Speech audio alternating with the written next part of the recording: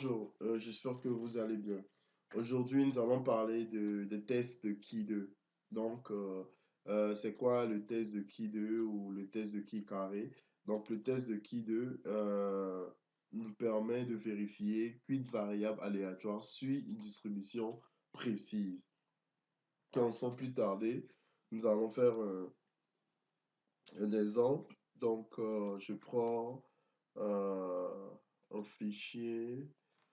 Je prends un fichier Excel. Je sais pas pourquoi mon PC a l'air de ramer, je sais pas. Euh, donc, c'est bon. Donc, j'ai trouvé quelques exercices que j'ai capturés ici, voilà. Donc, premièrement, on dit qu'on souhaite vérifier si un dé est diésé. Donc, on roule le dé à 60 reprises et on note la face du dé à chaque lancer. Donc, voici la distribution de fréquences. Maintenant, on nous demande à savoir si le dé semble biaisé. Donc, on nous demande si le dé semble biaisé. Donc, ici, on va utiliser le test d'ajustement ou le test, voilà, test d'ajustement de qui carré. Donc, ça va nous permettre de faire quoi? Donc, en fait, l'idée générale ici, c'est on va essayer de comparer l'observation de l'échantillon avec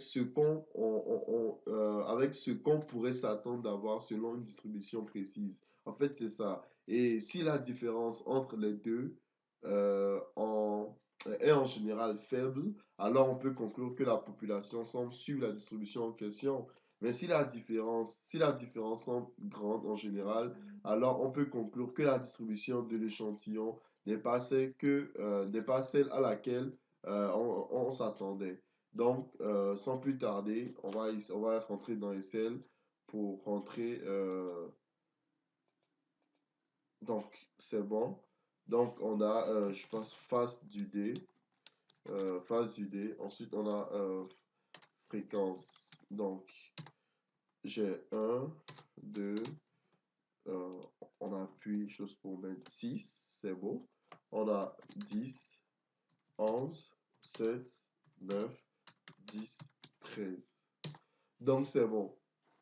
Donc, ici, voilà. On voit que ce qu'on me demande, si d'abord, si le dé n'est pas biaisé, donc on est d'accord que la probabilité d'obtenir un nombre précis serait de 1/6. Parce que ici, on a 6 faces sur le dé. Donc, et sur 60 lancés, donc on pourrait donc s'attendre d'obtenir chacun des nombres à 10 reprises. C'est-à-dire le un on doit s'attendre à avoir sur la face du dé, si on a un à 10 reprises et le 2 à 10 reprises, ainsi de suite. Donc, comment conclure si les fréquences observées dans le tableau sont significativement différentes de 10. Donc, c'est là où on va aller. Donc, on va utiliser quoi? Je vais vous montrer une formule. Voilà, ça, c'est test d'ajustement de Kikari. On va l'utiliser tout de suite pour faire ça, c'est FO. On va utiliser cette formule. Donc, fréquence, référence, représente, excusez-moi, la fréquence observée, représente la fréquence espérée, et K, euh, le nombre de catégories. Donc, on dit attention, on ne peut pas, on peut tolérer qu'au plus de 20% des catégories n'aient pas un effectif espéré d'au moins 5. Si cette règle n'est pas respectée, le test n'est pas fiable. Donc, voilà ce qui est ici. Ce test est un test qui sera à droite. Donc, qu'est-ce qui se passe? Donc, en fait, on a dans les statistiques, on a deux tests, les tests majeurs, on a les tests non paramétriques et les tests paramétriques. Donc, c'est ça. Et maintenant, les tests que nous abordons avec le test de Kitté, c'est un test qui est non paramétrique. Oui, c'est un test non paramétrique. Après, je vais vous, peut-être dans les commentaires, donc dans l'espace commentaire de ma chaîne YouTube, je vais mettre pourquoi un test non paramétrique. Oui, on va des fois avec un test paramétrique quand l'hypothèse n'est pas vérifiée. Donc, oui, avec un test paramétrique, on a les hypothèses qui doivent vérifier et là, le test paramétrique est plus puissant, bien sûr, logiquement, qu'un test non paramétrique. Donc, bref, on va pas trop tergiverser dessus. On va aller au vu du sujet. Donc, on va essayer de faire, on va essayer de répondre à la question. Donc, sans plus tarder, je reviens ici. Qu'est-ce qu'on va faire? Donc, je reviens à la feuille. Donc, c'est bon. Maintenant, qu'est-ce que nous allons faire? Maintenant, ça, c'est la fréquence observée, ce qu'on nous a donné. Maintenant, on va calculer la fréquence. euh, donc, on va calculer maintenant la fréquence espérée. Donc, je vais juste mettre S.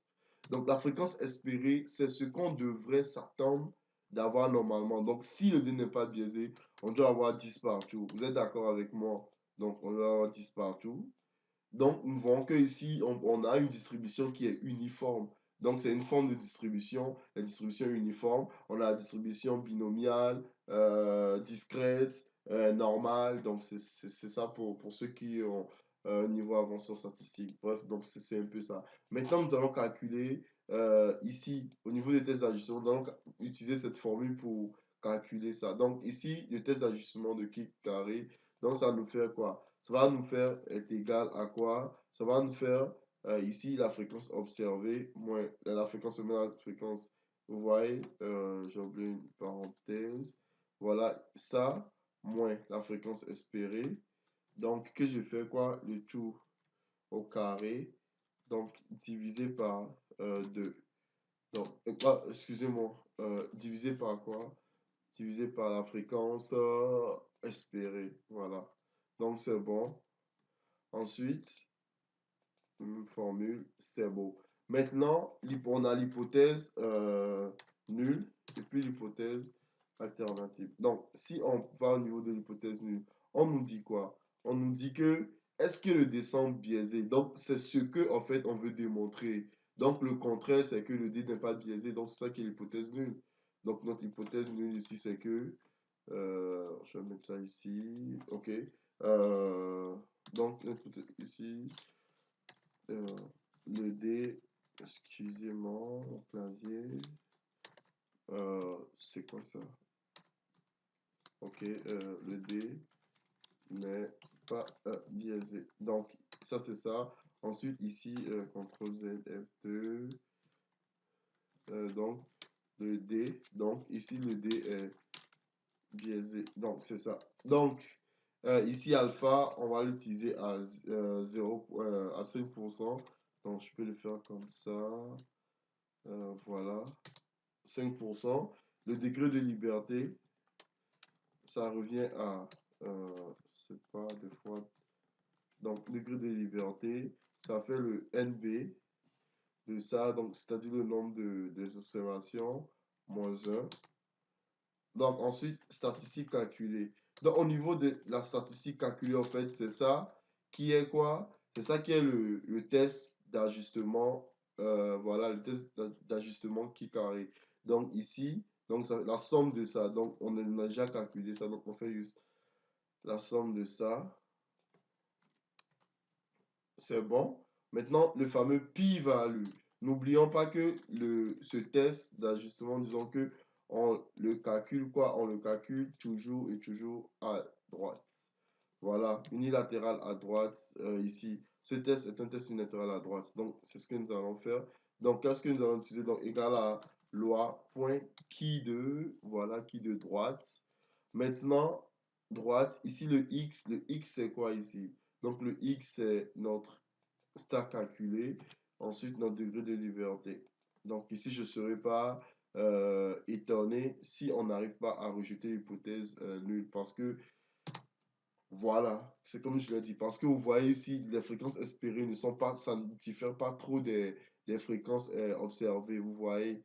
Donc, au niveau des fréquences observées, vous voyez 10, 10, c'est bon. Ici, il y a juste 1, il y a 3, il y a 1, c'est bon, il y a juste 3. Vous voyez, donc ici, la conclusion, c'est que on dira que on ne rejette pas le H0, donc où on ne peut pas rejeter le point. Donc le D donc ne semble